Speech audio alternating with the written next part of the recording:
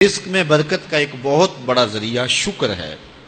ارشاد فرمایا لَإِن شَكَرْتُمْ لَأَزِيدَنَّكُمْ، اگر تم شکر کرو گے وہ تمہیں اور زیادہ عطا کرے گا، اور اگر تم شکر نہیں کرو گے وَلَئِن كَفَرْتُمْ، کفران نعمت کرو گے، إِنَّ عَذَابِي لَشَدِيدٌ، تو پھر میرا عذاب بڑا سخت ہے۔ رزق کے اضافے کا ایک اور بہت بڑا سبب انفاق فی سبیل اللہ ہے۔ اللہ فرماتا ہے جو تم خرچ کرتے ہو تو جو چیز تم نے نکال دی اس کی جگہ اللہ تمہیں اور عطا کر دیتا ہے۔ بعض کا ہمارا یہ ہوتا ہے کہ کوئی آدمی مالی بحران میں آ گیا تو وہ کرتا کیا ہے کہ جو راہ خدا میں دینے کا کھاتا تھا پہلے اسے کلوز کرتا ہے، یہ فلاں مدرسے کو دیتے ہو یہ بھی بند کر دو، یہ مسجد کو دیتے ہو یہ بھی بند کر دو، یہ فلاں غریب کو دیتے ہو یہ بھی بند کرو، حالات ٹائٹ ہو گئے ہیں۔ لیکن 5 گاڑیاں ہیں تو 2 گاڑیوں پہ گزارا کر لیا جائے، پیٹرول بچے، یہ نہیں ہو سکتا۔ گھر کے لچھن وہی ہیں لیکن بند کہاں سے کیا؟ جہاں سے رزق آنا تھا۔ ہمیں تو یہ حکم دیا ہے جب رزق تنگ ہونے لگے صدقہ دے کے رب سے کاروبار کر لو، صدقے سے تمہارے رزق میں اضافہ ہوگا۔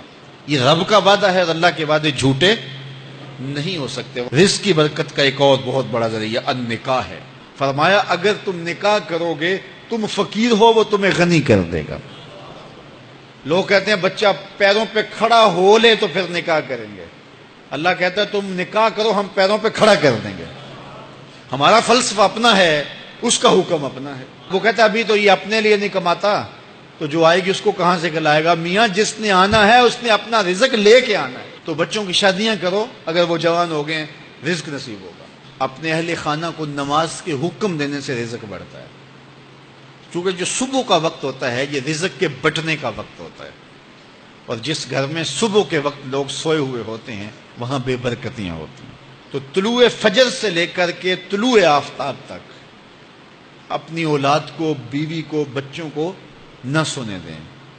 اس وقت رزق بٹنے کے لمحے ہوتے ہیں۔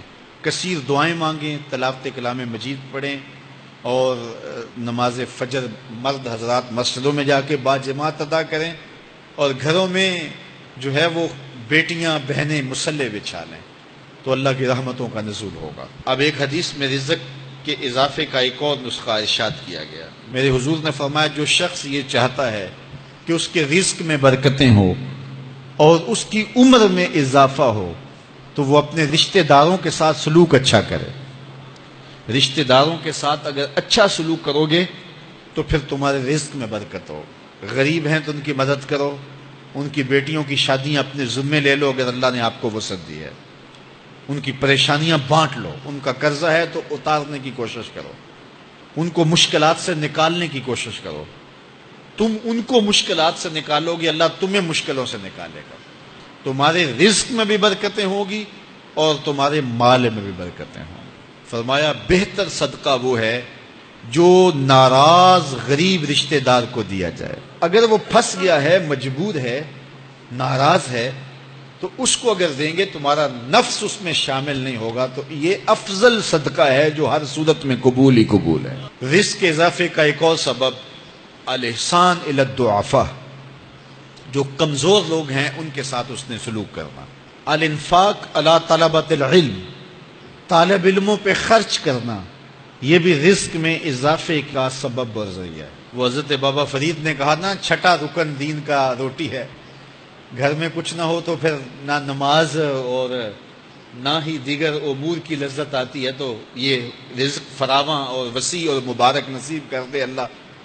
تو اس کے لیے ایک اور وظیفہ میں دیتا ہوں، اور وہ یہ کہ مغرب کے بعد 21 مرتبہ سورۃ الکوثر پڑھ لیں، کثرت ہو جائے گی انشاءاللہ۔ اول خدوشی پڑھ لیں، 5-7 منٹ لگتے ہوں گے، تو سورہ کوثر 21 مرتبہ روزانہ مغرب کی نماز کے بعد پڑھیں۔ اور اگر بہت زیادہ مسائل ہیں تو ہر نماز کے بعد پڑھ لیں، تو انشاءاللہ آپ دیکھیں گے کہ گھر میں برکتیں اترتی محسوس ہوں گی، انوار کا نزول ہوتے محسوس کریں گے۔ تو یہ وہ رزق کے اسباب ہیں، اگر ہم اختیار کر لیں تو ہم اللہ کی خاص رحمتوں کے حقدار ہوں گے۔